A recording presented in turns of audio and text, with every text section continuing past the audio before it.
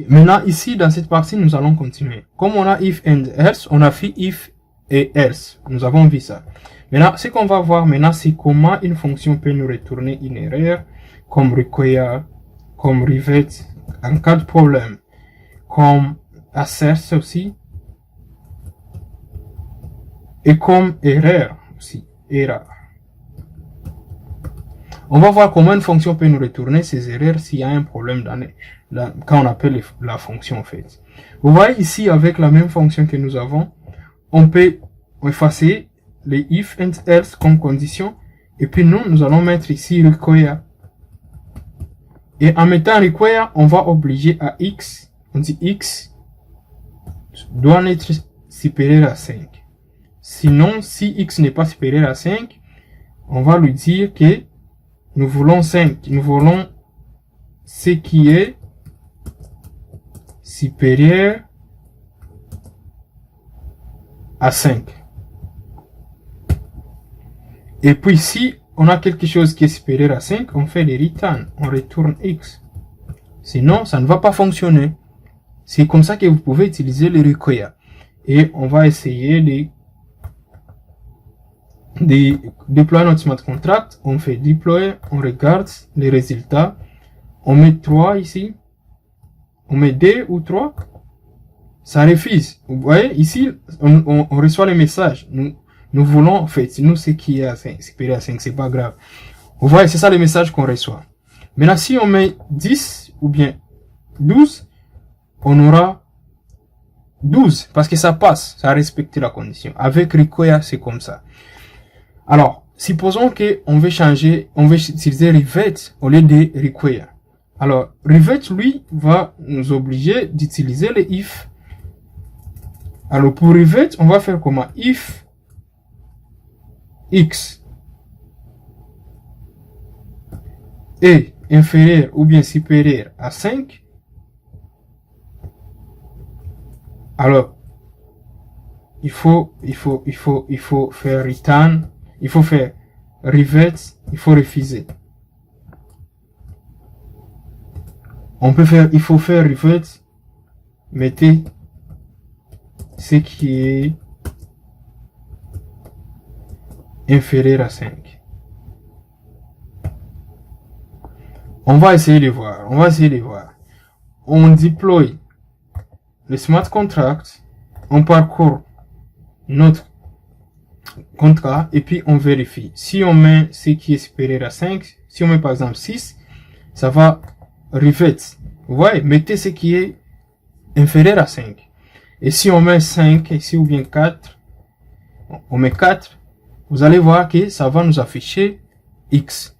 C'est comme ça que vous pouvez utiliser le rivet aussi.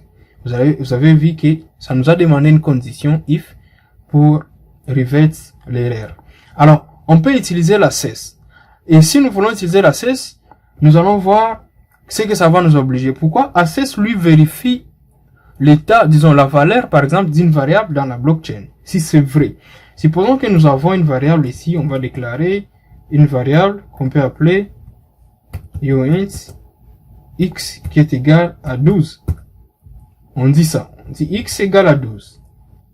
Alors, maintenant, ici, qu'est-ce que nous allons faire? Comme c'est une valeur qui existe dans la blockchain, on sera obligé de mettre view ici.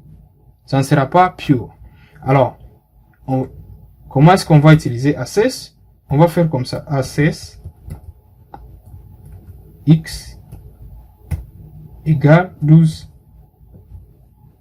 Alors, on n'aura pas besoin, je ne vois pas l'importance de mettre l'argument.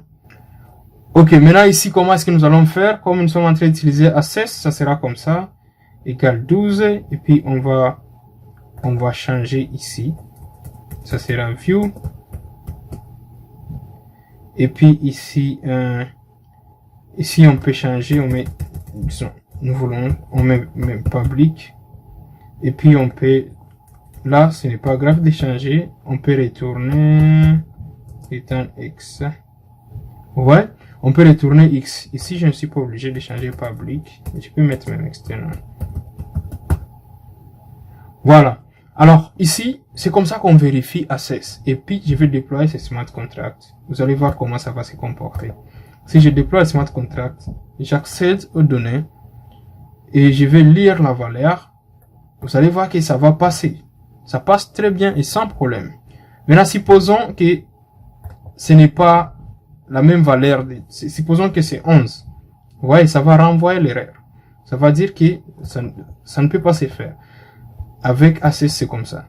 Lire, on va lire comme ça avec Access. Ça renvoie l'erreur. Vous voyez? Ça fait reverse. Donc, c'est comme ça que vous pouvez vérifier les erreurs.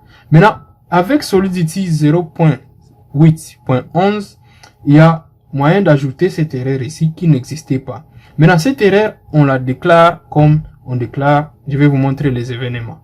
Maintenant, comment est-ce qu'il faut utiliser cette erreur? Il faut d'abord l'appeler, la déclarer comme une variable. On fait erreur.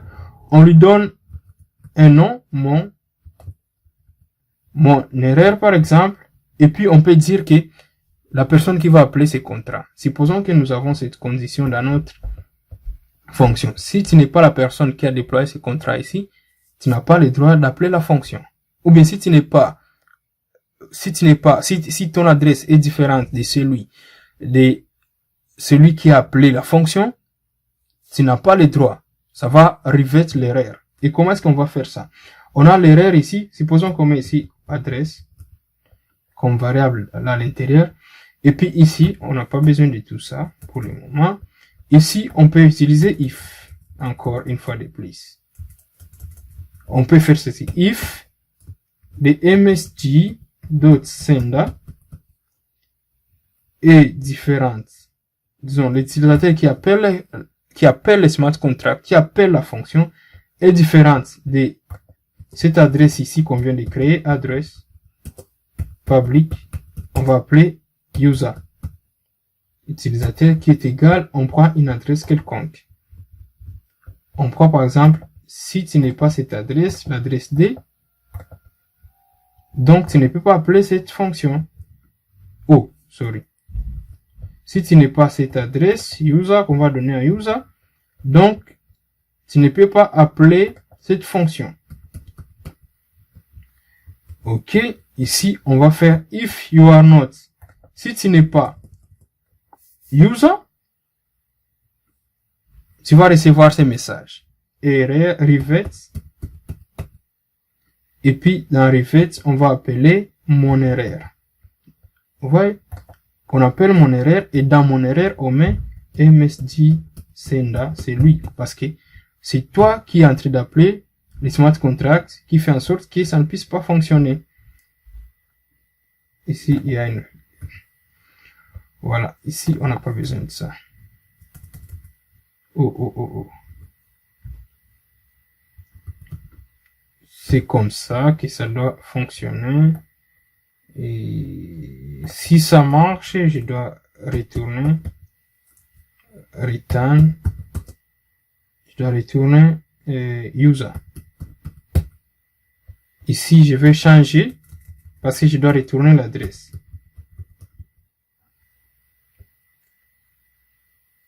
Adresse. Ici. Ok. Oh, j'ai effacé. Voilà. C'est comme ça que notre contrat va se présenter. Maintenant, je vais essayer d'utiliser ce contrat pour voir ce que ça va nous donner comme résultat. Je vais le déployer. Je déploie ce contrat ici. Et puis, je vais essayer d'appeler. J'affiche user. Nous avons l'adresse de user. Si j'appelle lire, vous voyez, il y a une erreur. Pourquoi il y a une erreur? Ça me montre l'adresse qui est en train d'appeler lire qui est différente de user. Alors, si je change ici en haut, je mets l'adresse de user. C'est ça ici. Et que j'appelle lire. Vous allez voir que ça va fonctionner sans problème. Vous voyez, c'est comme ça qu'on utilise ça dans Solidity 11, 0.8.11 avec l'erreur ici. C'est erreur. Vous déclarez l'erreur, pardon. Vous lui donnez le nom et vous pouvez lui donner une valeur qui va justifier l'erreur.